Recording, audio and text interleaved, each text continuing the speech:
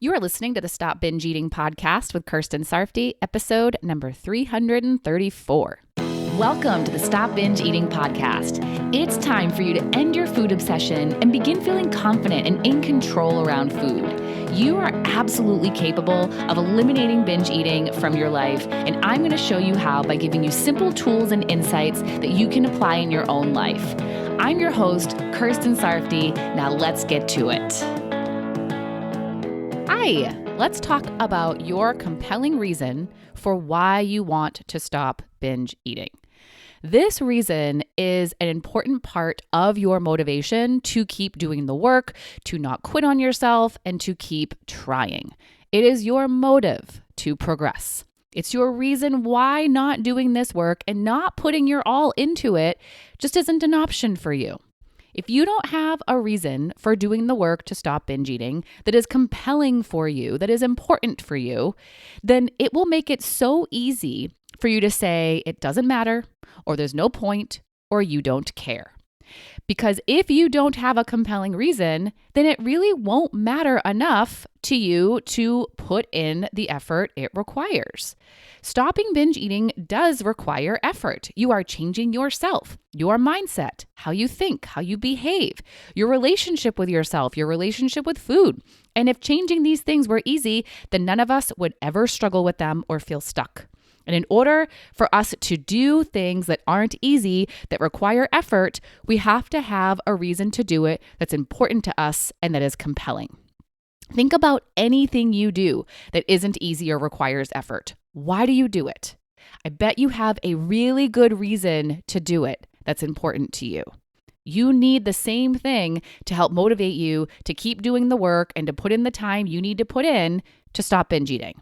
And that includes time to listen to this podcast and learn, the time to journal and learn about yourself, the time to reflect on your previous binges to understand them, and the effort it takes to apply what you learn and to be mindful and aware of yourself and to make thoughtful decisions and to manage your thinking and emotions. Now, if you hear that list and you're like, that sounds like so much, I just don't want to do it, and you don't have a compelling reason to do it, then you won't. But if you hear that list and you think it sounds like so much and you don't want to do it, but you have a really compelling reason to do it, then you'll do it, even though you don't want to. That compelling reason is one piece of what will help you to do what you don't feel like doing or do what you're telling yourself you don't want to do. Because the truth is, if stopping binge eating is important to you and your reason why is compelling, then it will help you to see that you really do want to do all that stuff, because doing that stuff is what will get you to where you ultimately want to be. You're not just going to stop binge eating easily overnight without doing anything. You're going to need to put in attention, time, and effort to make it happen. If you have a compelling reason, it will give you a motive to do it. And it will help you to override your thoughts about not wanting to do it. You'll see why you really do want to do it. Now, the word compelling is really important here. Sometimes people have a why, they have a reason, but it doesn't really light them up. It falls a little flat. One example I hear often is when people say they want to do it for their health. That reason is so vague and it doesn't really elicit emotion, and it needs to. Your behaviors, what you do, is going to be driven by your emotions. So if you're feeling apathetic or indifferent, or just kind of neutral about why you want to stop binge eating, it's not really going to drive you to take the action you need to take when you don't feel like it or when you don't really want to. Those feelings aren't going to motivate you to do the hard, effortful thing. So your reason needs to cause you to feel a stronger emotion that will drive you into action. And if you're not feeling a strong, motivating emotion when you think about your reason, then it would be helpful to dig into it and get below the surface. Let's use for your health as an example. What exactly about your health are you concerned about? And why are you concerned about that? How will it affect you and your life? Why is that aspect of your health important to you? When people really dig into this one, they start talking about their quality of life, what they'll be able to do and not do, how they'll feel, and what they'll be able to experience and not experience in their life.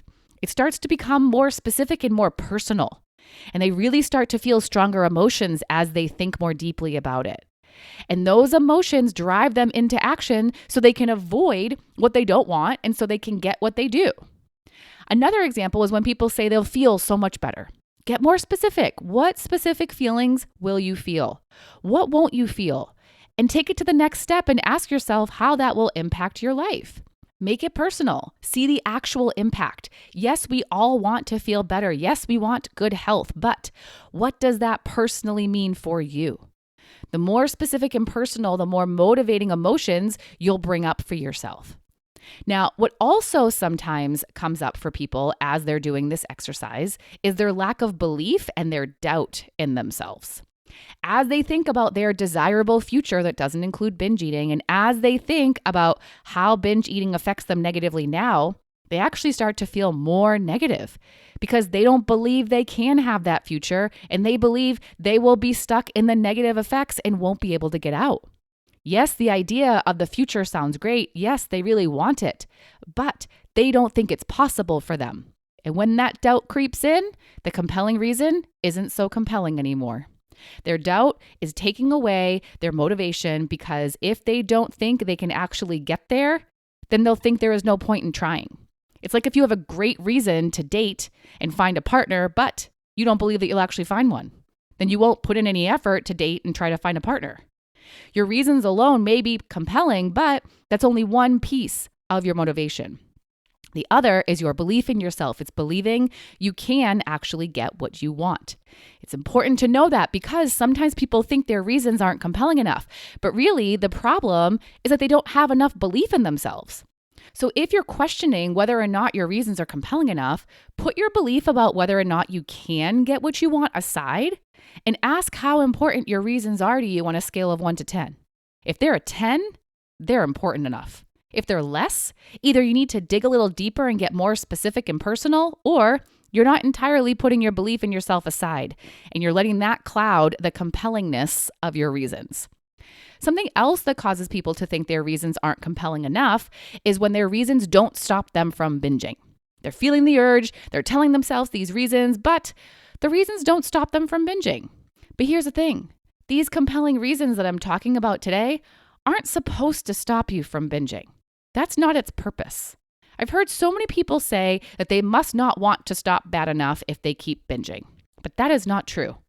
You can want to stop binge eating extremely badly, and when you feel that urge to binge, your reasons why you don't want to stop binge eating don't really matter that much.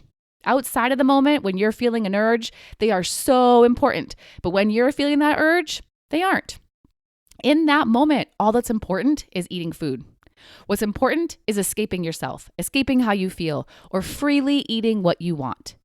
Now, of course, the intensity of the urge you're feeling matters. If your urge isn't that strong, it's possible you could stop yourself from binging by telling yourself these reasons. And if your urge isn't super strong, it's possible you could stop yourself from binging by telling yourself what the immediate consequences of binging would be for you. You could shift from binging being desirable to undesirable by telling yourself the whole story of the binge. So not just the good, fun, enjoyable part, but also the terrible, awful part at the end. But when the urge is strong, that kind of logic might not work. You're not in a logical headspace. You can't logic yourself out of binging. And with those kinds of urges, the really strong ones, although it's not impossible to stop yourself from binging, it's very challenging. And if you feel very strong urges that stop you from using logic, the solution for those is prevention. With those strong urges, you need to understand why those urges feel so strong and get to the cause of those very strong urges and work on the cause. When you work on the cause of the urges, it will decrease the intensity of your urges and decrease the frequency of them. It's like getting to the cause of physical pain you feel in your body and working on that instead of just trying to ignore it or taking pain relievers without actually healing what's going on inside. You'll likely just keep feeling the pain if you don't work on the cause of it. You'll likely keep feeling strong urges to binge if you don't work on the cause of your urges. And when it really comes down to it, the cause is either being overly restrictive with your eating or being unwilling to feel your emotions and wanting to escape yourself. And as you do the work on those causes, you'll uncover your reasons why you restrict so much and why you aren't willing to be present with your emotions and present with yourself. And you'll work on those reasons why. So just know that if these compelling reasons we're talking about today don't stop you from binging, it doesn't mean your reasons aren't compelling and important enough. You'll know if your reasons are compelling and important enough if your reasons incite motivation for you. And remember, believing in yourself and believing you can do it is also a factor when it comes to feeling motivated. So make sure you check that as well. All right. So make sure you know what your reason is for why you want to stop binge eating, and make your reason something that is specific and personal. The more specific and personal, the more it will motivate you. And it will be key in you showing up for yourself, staying committed, and doing the work. That's what this compelling reason is for.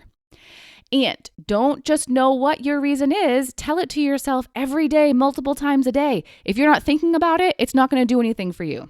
But it will do something for you. It will create the motivation when it is in the forefront of your mind. So put it there by telling it to yourself. All right, that is all I have for you today. Have a wonderful week, and I will talk to you next time. Bye-bye. Thank you for listening to the Stop Binge Eating podcast. If you like what you heard today and you want more, go to coachkir.com/free. That's COACHKIR.com/free to get some awesome free stuff to help you stop binge eating.